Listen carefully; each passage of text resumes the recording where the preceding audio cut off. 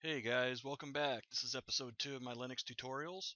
Today we're going to cover a few different things. We're going to touch on a couple other commands, and we're also going to talk about the file system directory structure, which is extremely important to know uh, so that you know where to find your different commands and so forth, or learn how to find them if you don't know what they are.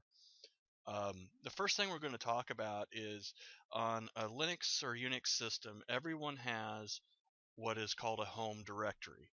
And at your command prompt right here, what will indicate that you are in your home directory is this little symbol right here, which is called the tilde. Now, on a US keyboard, that is right next to the 1 key. So, um, to see what that actually stands for, we're going to use a command, and it's going to stand for print working directory, so it's pwd. And if we hit enter, it's going to show us that the current directory that we are in is /home/linuxtut. So that is what the tilde represents. So you'll see here, if we use our ls command that we learned in the last episode, we have different directories here and so forth. So let's say we want to go to our downloads directory. We can use the cd command to go there. Now cd stands for change directory, and then you just type in downloads and hit enter. And now you can see our command prompt says that we are in tilde/downloads. Okay, so now to get back to the previous directory that we were in, there's actually a few different ways to do this. Excuse me. The first would be to use the cd command, and you can do a dot dot. Now what that does is that takes you to the uh, parent directory of the directory that you are in. So let's say you're 5 directories deep into the system, it will only take you up one directory. The next command would be cd space tilde, like that. That'll take you directly to your home directory.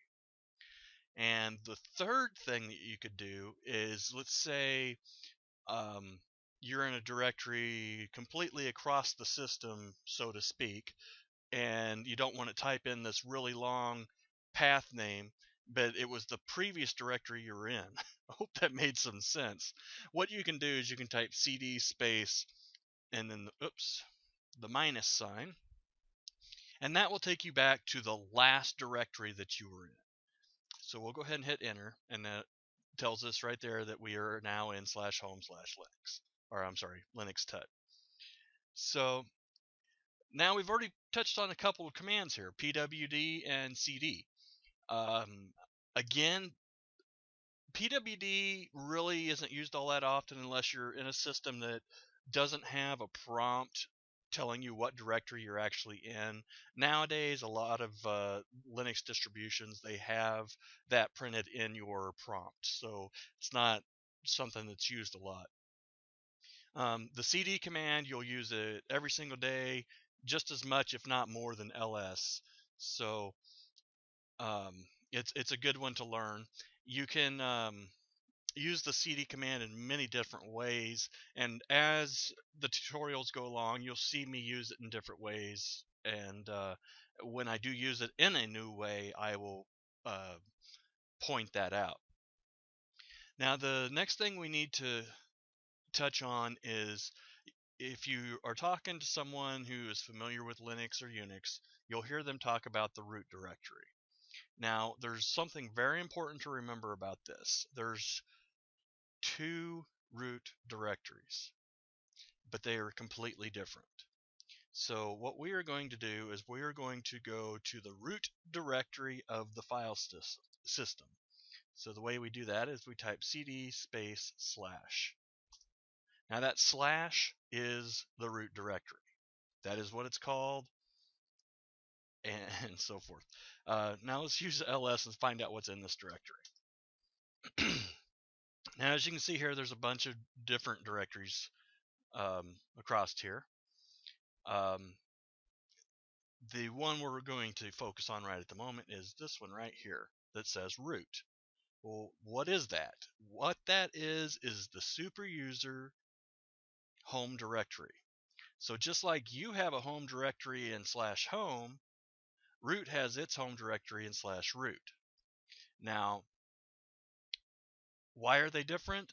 They're different because root has access to the entire system, whereas a user only has access to user directories on the system. And what this does is it prevents a regular user from coming in and basically obliterating your machine by accidentally typing the wrong commands. And trust me, it's happened many, many times in the past. Okay, so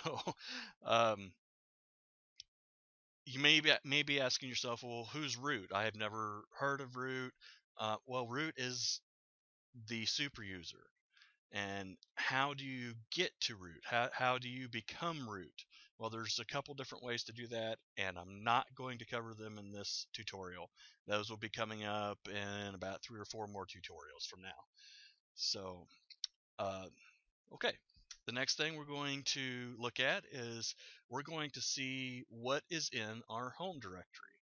So we're going to do an ls space home. Okay, there's 2 directories in there, James and Linux Tut. Well, those are the 2 users on my Linux system. Okay, so right now I'm logged in as Linux Tut. Hope that makes some sense. The next thing we're going to take a look at is the bin directory, bin. Now what this is this is the directory where all of your user binaries are kept. And what that means is your commands like ls and so forth. So you can do an ls/bin, and it's, as you can see here, a bunch of different commands. The reason you can tell they're commands is because they're green, or whatever color this is showing up as on the screen. But you can look right here is your ls command. A whole bunch of others. And if you want to know what any of these do, every single one of them has a man page. And you may ask, what's a man page?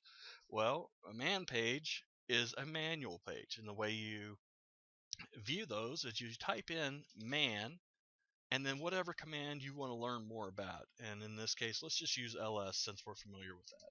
So we'll hit type in man space ls and hit enter.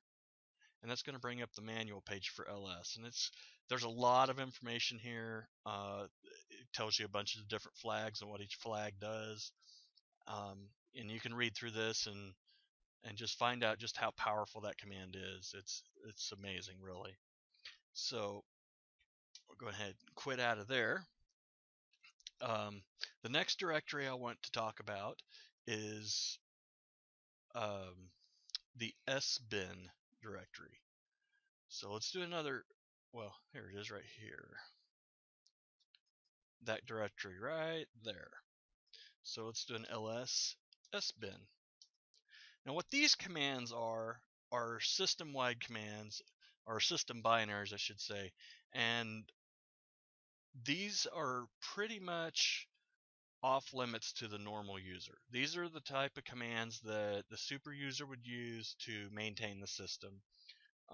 As far as making file systems, deleting file systems, formatting hard drives, partitioning disks, setting up new users, and so forth and so. There's a bunch of different stuff here, but that's what sbin is for. And lastly, we're going to talk about, I call this the etc directory. I've heard people call it the etc, the etc. I call it etc. I've just always called it that, and I'm not going to change now. But this is where all of your system configuration files are. So let's do an ls of etc. And as you can see here, there's a bunch of directories and a bunch of just files, basically. So Oh, it's a good file to take a look at. Let's take a look at the FS tab. What the FS tab is this tells the machine what file systems to mount when it boots up. So the way we're going to do this is there's another command we're going to learn today that you will use very, very often, and it's called less. So we'll type in less fs, or I'm sorry, since we're in the root directory, we have to put the literal directory path. So /etc/fs tab and hit enter. And as you can see here, it's just a configuration file. It is kind of messy when you first look at it.